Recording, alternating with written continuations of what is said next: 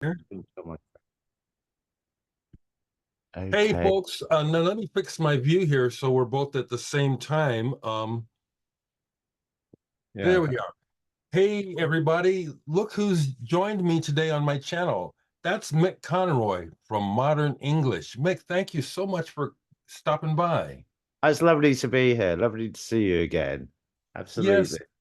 I posted the pictures on my Facebook where I had met you all 40 years ago, interviewing you when you played in Lincoln, Nebraska. I doubt you remember that.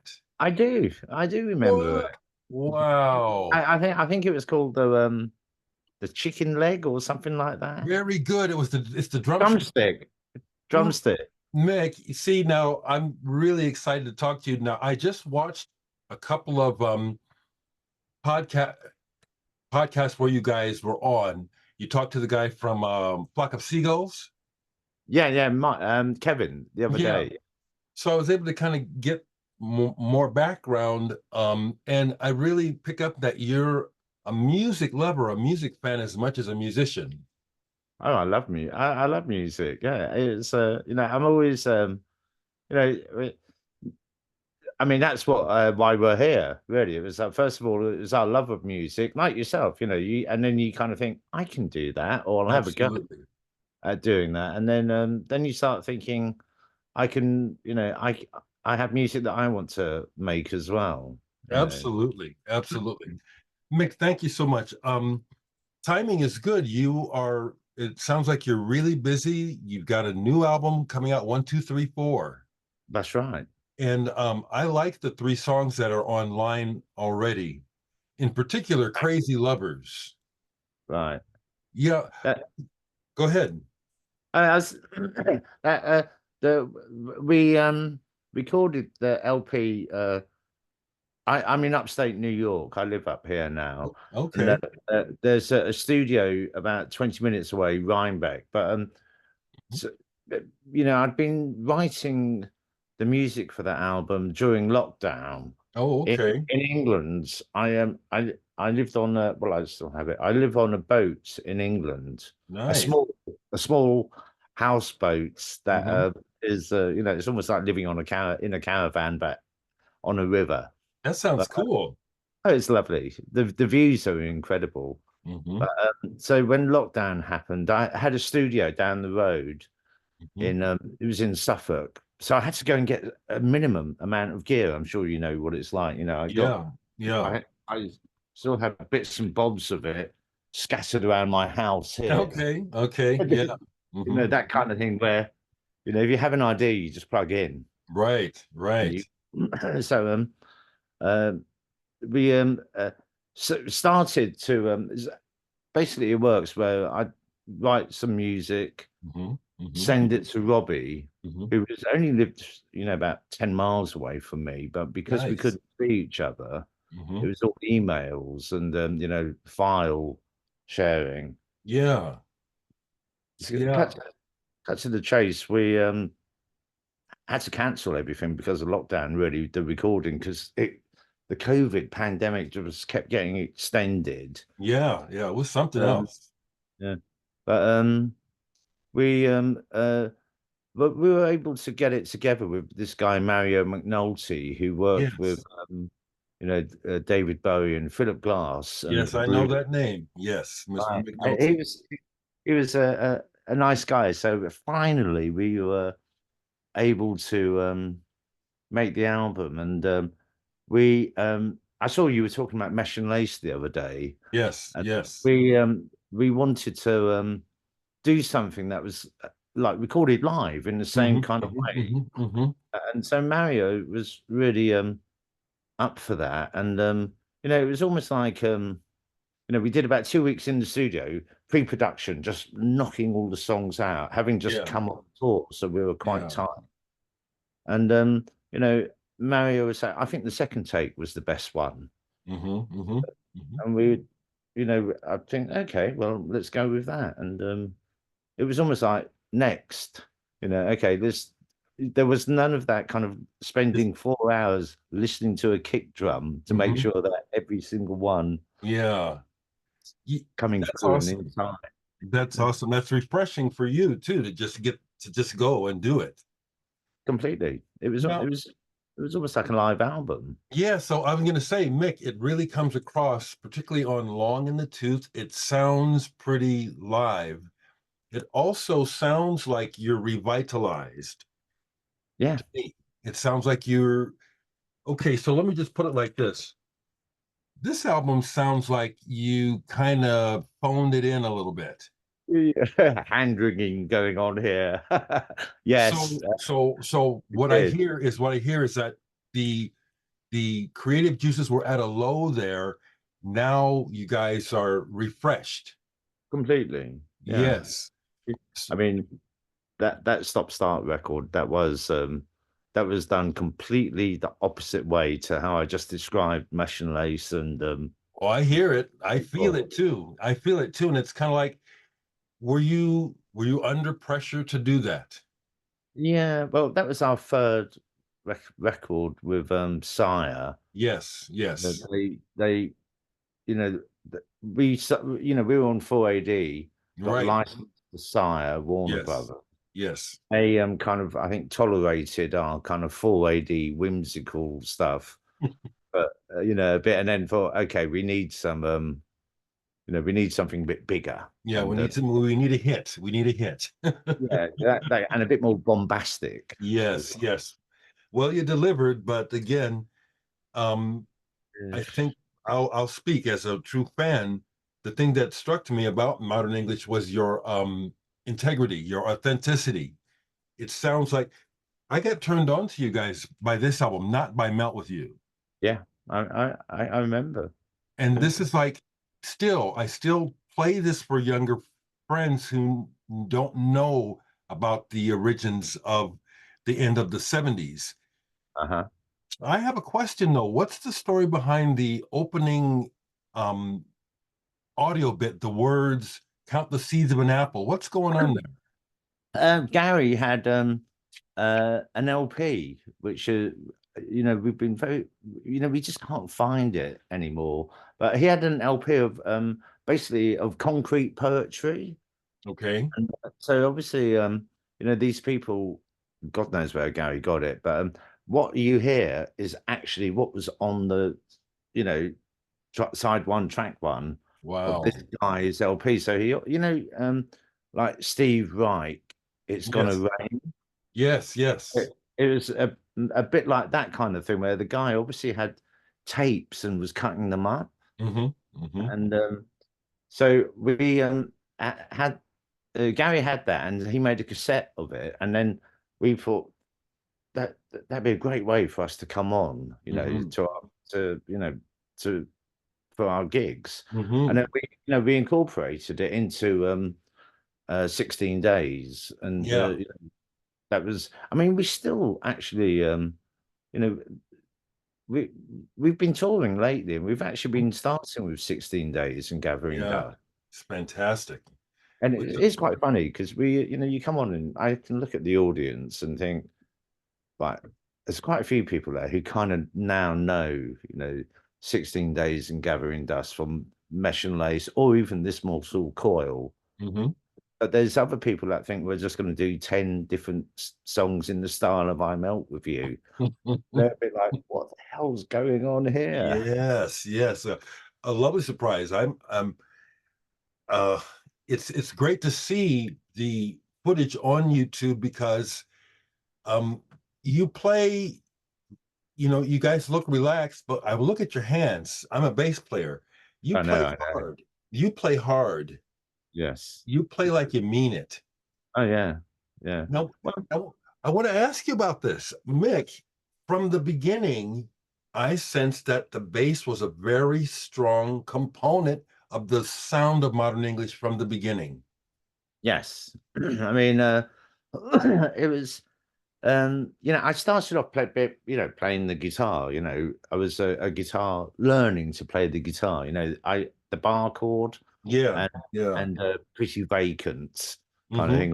Save the Queen. Yeah. First Ramones album. Yes. So Yes. that was how when you're 15, 14, teaching yourself to play the guitar, just with those kind of records as Yeah. your kind of like teacher, Yeah. it, you learn how to, and you want to make as much noise as possible, That's for sure. and Damn sure. be, Yeah. be as energetic as possible. Hmm. So I kind of when I became the bass player, I had the same kind of attitude and thought and of course it's there's so much, as there's so much you can do on a bass that Yes. Yes. you know, Now, did you, you do you ever play with your fingers or just always with a pick? no, I play with my fingers as well. Okay. Okay. Okay, occasionally I mean, I did have a period where getting a bit technical here. Hmm. I had a period where I only played with my fingers, Hmm. and it was almost like when I got this Universal Audio Hmm. Hmm. box here that Hmm. I actually thought it sounds better with the Hmm. plectrum. Hmm. Hmm. That was I kind of went back to just playing with a plectrum, Well, and I understand as a bass player because most bass players have this attitude that fingers are better. But I've learned, and I play in a fairly aggressive band as well as other stuff, that uh, the pick is the way to get that edge. I completely. Yeah, yeah. Um, really enjoy your bass playing, and I want to share with you that I can't remember his name, but another local musician shared with me when I told him I was going to be talking to you. You let him know that he's the reason I play bass. The show, I don't know if you remember the show at the Drumstick, but it was jam packed and Yeah, it was electric. And yeah.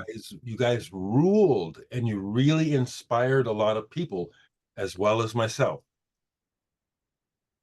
Just fantastic. I don't know if I told you at the time, but I had a band called Digital Sex, and Yes, yeah. yeah, and we got a deal with Sorted Sentimental. You've heard of that label? Yeah, of course, of course. Yeah, yeah. We They put out our album, but we used to cover from this album. We used to cover Tables Turning. Oh, wow. Okay. Yeah. Love to play that, and I love to play your bass, just drive that motherfucker down, Yeah, I know. It's like you really have to dig in, to You kind of, do. and also just keep everything going. It's like, I mean, your band's IAF, isn't it? The punk Yes, band. yes, Yeah, yeah. it's like it's a bit like you feel like if I stop the whole thing, the wheels are going to come off. You're right. Yep. You just got to keep You, going forward. you just have to keep going. I really appreciate that. Yes, you feel like a friend, Mick. You do. You feel like a friend. This is Well, awesome.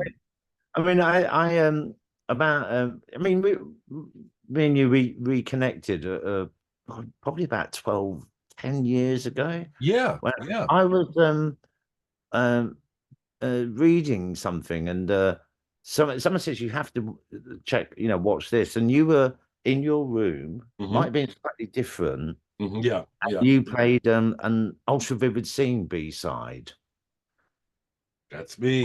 and you were talking about it being and Byron, the drummer, was a really Hmm. good friend of mine, Oh, and cool. it was produced by Hugh Jones. Yes. Yeah. That After the Snow, and you were talking about it being like krautrock motoric kind Yeah. of thing, like Yeah. noise, Yeah. and and you were sitting there, you were going like this, and I know that bloke. Oh, that's And fantastic, Mick. then it was like, wow, that's Derek from That's bloody fantastic. Manchester. Yeah, I yeah, love yeah, it. I love it. yeah. And check it out. I still have the singles Oh, wow. that you signed. Oh, Yeah, crazy. still got them. Still got them. Um, Right. these early singles are amazing. It's like you know, I hear that you were inspired by Wire, Yes. but you guys in some ways were on the same level to me already to Right. my ears. I've played the shit out of this record. This is so Oh, good. No, who wow. who who wrote these songs? Was it the band? Well, we all together, but I mean, as you can hear, it's like it was pretty much it's all from the bass, Mm-hmm. really. Yes. Yeah. Yes. I mean, and also Richard, the drummer, who isn't with us anymore. He me and him were really good at just kind of like almost like telepathically looking at each other. He would Yes. play crazy drum patterns. Hmm. Like he would kind of like in his head think, right, I've got 5 different drum parts that I'm going to play. Hmm. Hmm. Sometimes there'd be like the B side of that Swans on Glass song. Yes. It's amazing drumming, but Yes, it he really he was is. he was really into more so than any of the others of us. But at the time he was really into Can, the band. Yes. So Yes. there'd be bits where he'd play, like a great kind of groove type thing. Right. Get bored of it after like 25 seconds, and then be trying to keep the thing back with the Hmm. top. But so it kind of kept it was that's one of the good things about having a really good drummer in a Hmm. band. It really thinks musically as Yes. well, as Yes. opposed to there's benefits to having a drummer who's just a groove machine Hmm. because it Hmm. it keeps you going. But having a drummer who surprises you and you think, oh, okay, so Yeah. this section doesn't sound like that anymore. It sounds like that kind of Yeah. thing. Now, But was he the first person to leave the band? well, he did. Him and Steve Hmm. left at the same time. It Hmm. was, Hmm. there was just a, you know, you played with musicians, sometimes it's a bit like the journey that people are on becomes slightly different, Yeah, totally. Yes, totally. Yeah. in different directions. Yeah. Yeah. I was very surprised to find out that you were an original member of Stereolab. I love Stereolab. Yeah, that was uh, an amazing, absolutely fantastic group. You know, Yeah. they it's really Tim and Letitia, Hmm. the Hmm. singer and Tim, who Yes. used to be in a band called McCarthy. Yes, I remember that band too. And I got to meet Letitia. So yeah, sweet woman. Yeah, yeah, yeah. Love So her. I mean, I've been like yourself, play, it's good fun playing with other people, Very much. Yeah. Very But much. with Stereolab, it was them, it was Letitia, Tim, and crazily enough, Martin, who used to be the bass player in the Chills, who you were talking about the other I night. love that band. Yeah. And then they asked me to join, and then Joe Dilworth, who's an incredible drummer, who's Yes. in the Faith Healers. He lives in Berlin, Yes. and he is your classic kind of like motoric drummer. Hmm. Like Yeah. just he could do It's that great. forever. Hmm. Nice.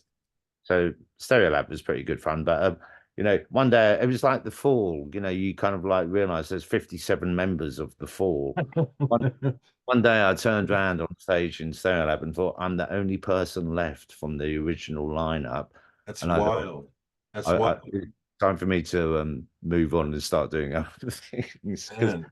course they went off to do they changed a bit. They went like a bit more bossa nova-ish Yeah, and all. which I like. Yeah, But I like.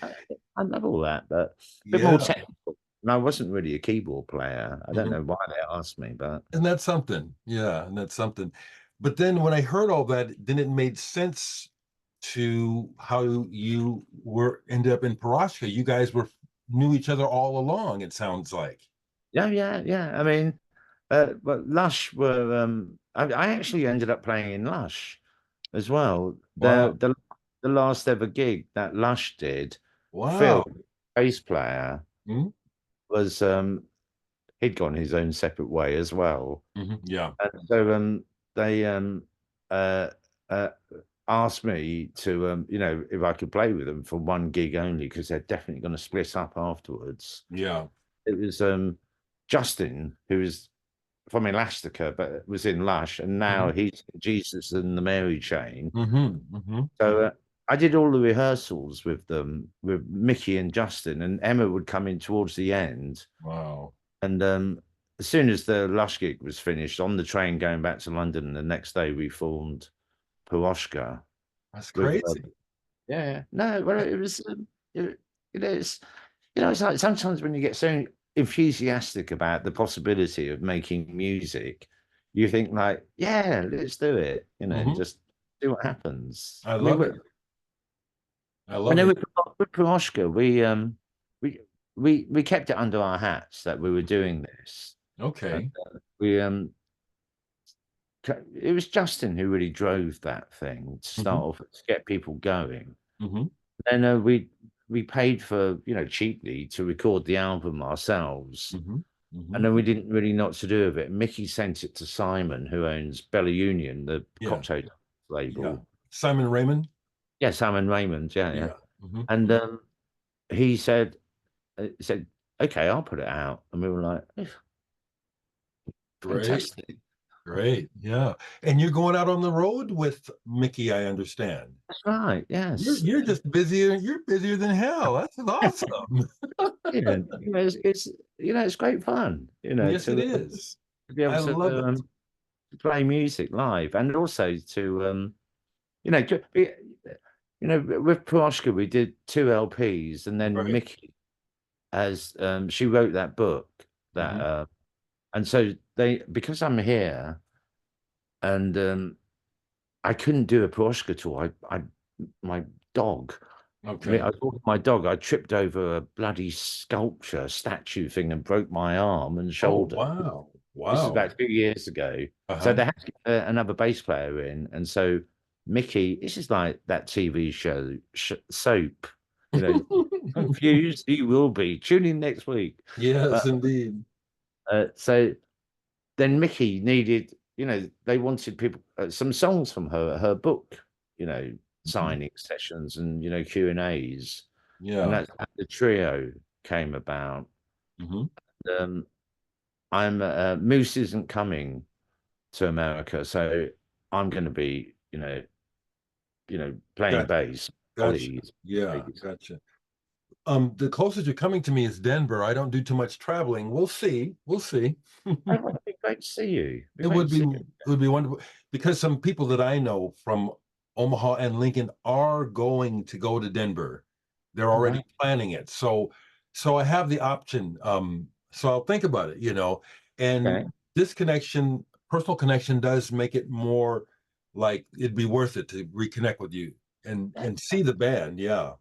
Yeah. Well, Yeah. all right, you're on the list anyway. Thank you. Thank you very much. Now, I wanted to not ask typical questions, but I do want to ask kind of a typical one, which is I understand one of your first gigs you guys opened for Sham 69. Yes. So can you think of some other unusual gigs where it's like, what are we doing playing with these guys, you know? Well, that was a wild one. That was I bet. I I bet. was I was only 15, Oh but shit. Oh yeah, man. yeah, Oh yeah. wow. But we played with we in those days any gig that you could get you'd play. Yeah. We played with the UK subs Yeah. Yeah.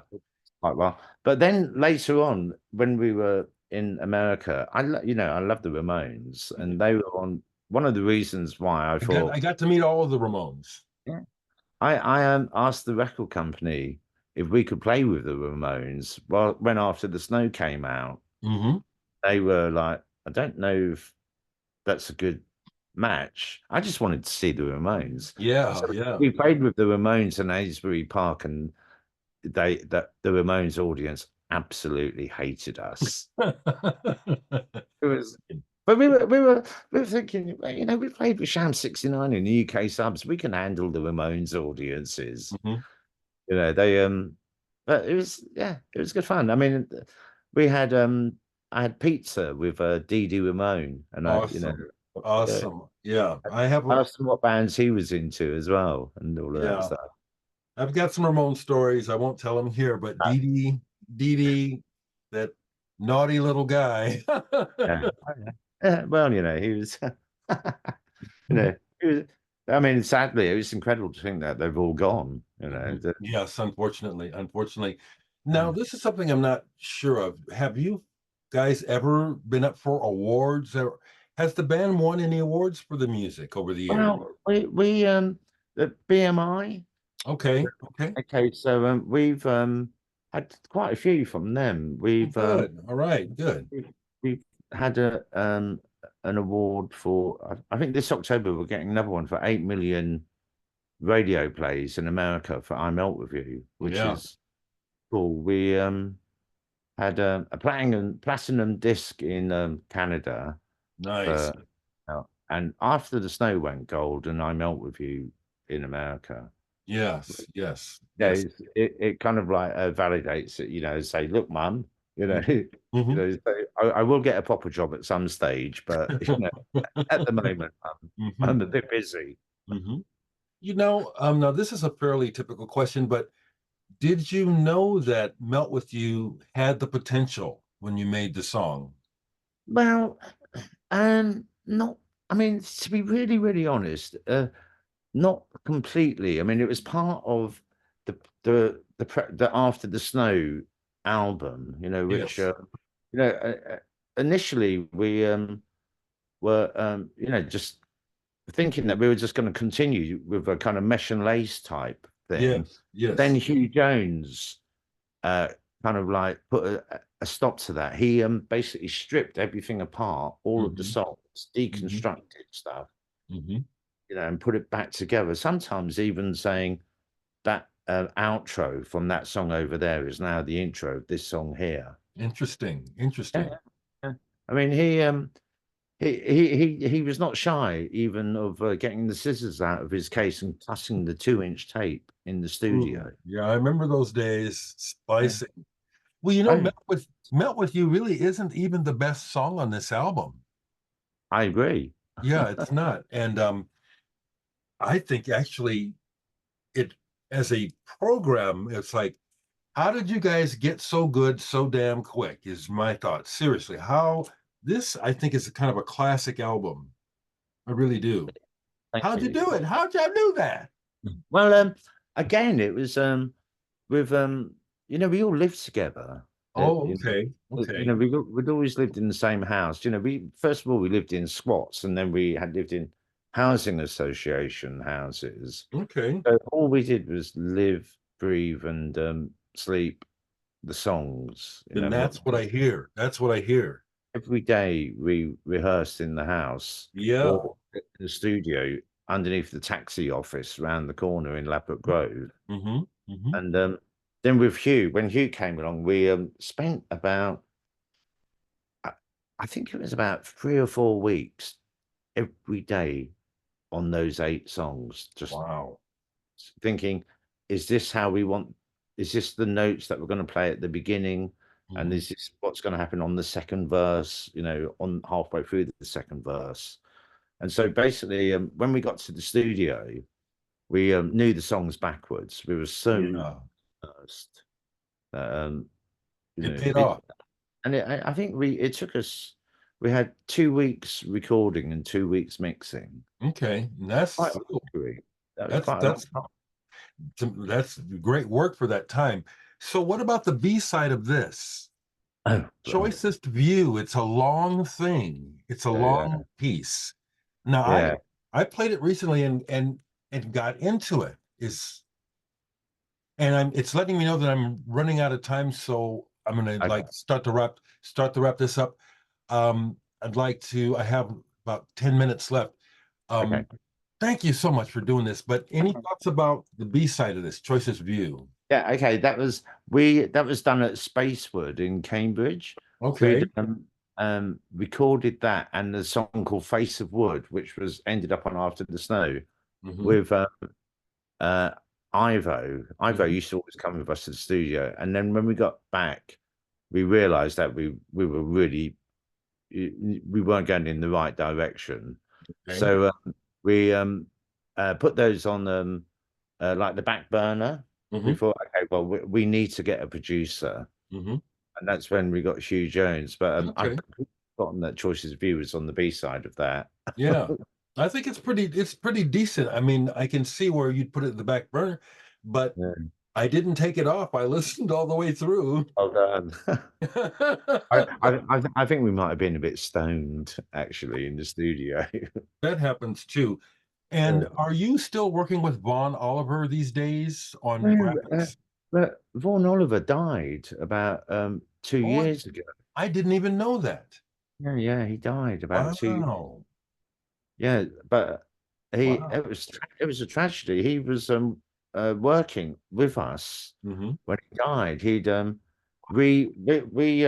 reissued our first three albums, and we got Vaughan to reimagine all of the artwork for Mesh and Age Ricochet Days and After the Snow. I'm gonna have to look those up. I don't think I've seen those. Yeah, they're really. I mean, they've got Vaughan Oliver written all over them, Yeah. and Okay.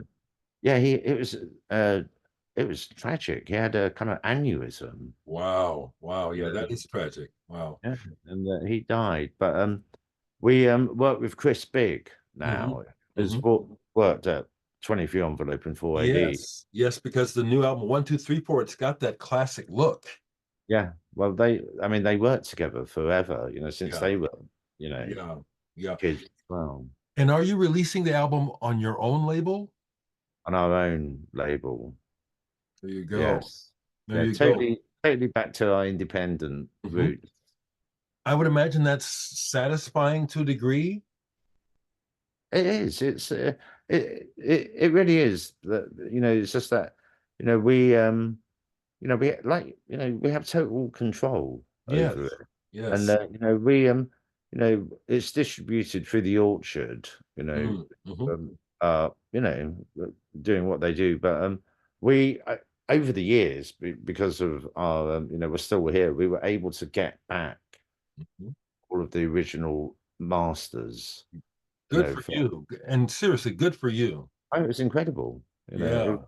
was, an incredible thing that we were able to do. Took a bit of time, but Right. we were able to do it. That's why we had to redo the artwork because, Gotcha. Okay. but yeah, Wise choice on your on your part. Mick, I'm going to wrap this up. Thank you so much for spending time with me. Can I bother you again in the future to spend a few minutes with us? absolutely, it's been great fun. Time I love flies when you're having fun. it is. And if I do end up coming out to Denver, I'll let you know beforehand that I'm coming. Definitely, definitely, we know how to communicate. Yes, absolutely. Absolutely. Okay, Thank you so much. And again, best of luck with the new album. thank I'll you. I'll be picking it up myself. Yeah, and with all of the new albums you're working on as well. Thank you very much. The new one, David Nance. I'm on Jack White's label now. Oh, wow. Yeah, Third Man. It's coming out next month. Fantastic. Yes, thank you. Very, very, very cool. Thank you. Okay. Thank you. You take care and Brilliant. have a good weekend. And you, thanks a lot. Okay. Nice to see you. Good to see Okay. you. Bye. Bye Bye. bye. Bye bye.